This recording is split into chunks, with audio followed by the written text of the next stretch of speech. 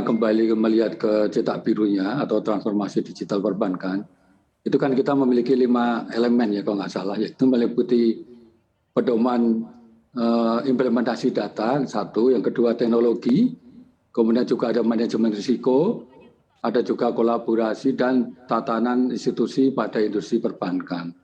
Saya kira kelima elemen cetak biru tersebut dikemas dengan memperhatikan unsur people, proses dan teknologi. Ya.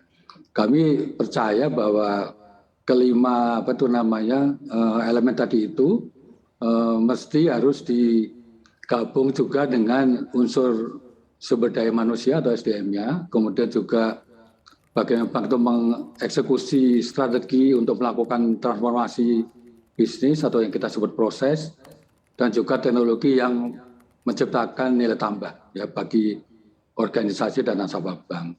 Nah, kalau digital maturity assessment itu kan disusun untuk mengukur kesuksesan transformasi digital bank. Tingkat kematangan dari digital yang tinggi itu tentunya akan mencerminkan kesuksesan transformasi digital yang dilakukan oleh bank pada 6 elemen digital maturity-nya, yaitu terkait dengan data, terkait dengan teknologi, terkait dengan manajemen risiko, terkait dengan kolaborasi dan tatanan institusi, dan terkait juga dengan customer. Nah, kami atau OJK memandang ya ke-6 dari tatanan itu mestinya kan harus terus diimprove ya, supaya bank kita itu yang nanti akan menuju ke digital betul-betul bisa baik dan tentunya juga aman dalam melayani nasabah kita. Baik, Pak Heru, terkait dengan tingkat kematangan ini, apakah sudah ada arahan langsung dari OJK kepada perbankan untuk semakin lagi meningkatkan kematangan digital mereka?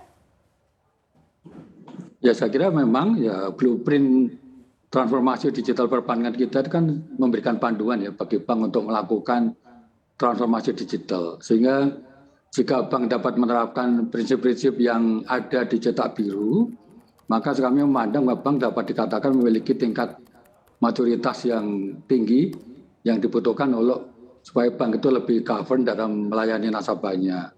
Tapi itu memang kan tidak mudah, tapi minimal ya mestinya menurut saya harus mendekati itu ya.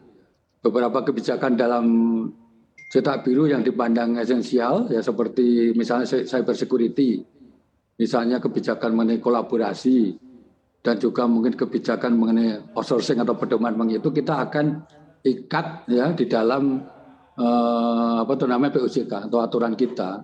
Dengan demikian nanti diharapkan cetak biru bank ini dan turunannya tentunya kita harapkan mampu untuk meningkatkan level maturitas dari bank digital itu. Dan nanti ini segera akan kita keluarkan cetak birunya itu, bukan cetak biru, POJK-nya dalam waktu segera.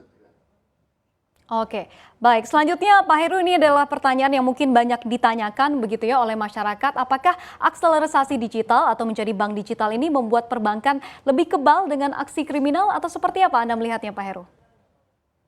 Nah, jadi memang kalau kita kembali lagi ke cetak biru ya, bahwa masalah cyber security ya itu menjadi suatu hal yang sangat kritikal ya, sehingga memang tadi saya mengatakan aspek manajemen risiko yang nanti kita cerminkan atau kita atur di POJK-nya itu, cyber security itu menjadi hal yang harus betul-betul diperhatikan oleh bank.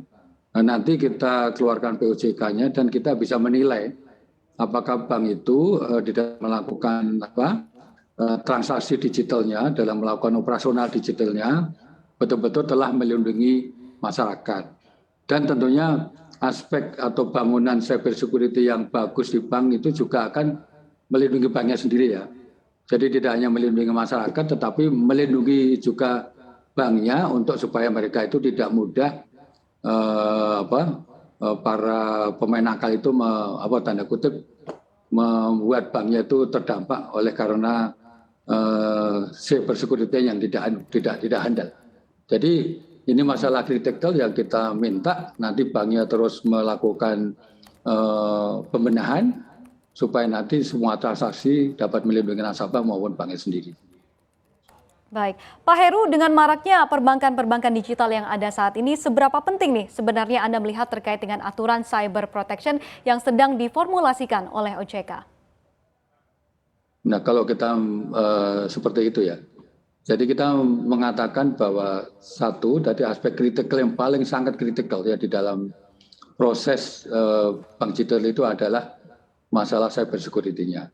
Kita sudah melihat beberapa kali bahwa masalah ini betul-betul menjadi perhatian kita. Ya, jangan sampai nanti begitu bank digital marak, mereka tidak bisa membangun teknologinya dengan baik, mereka melupakan aspek cyber security atau cyber protection. Nah, tentunya ini kan bangunan seperti ini kan jadi rapuh ya. Kalau bank gampang dihack, ya katakanlah seperti itu. Kemudian juga nasabah dirugikan dengan pola seperti itu, bangunan teknologi yang lemah. Tentunya itu pengawas ataupun juga tidak akan mengharapkan seperti itu ya.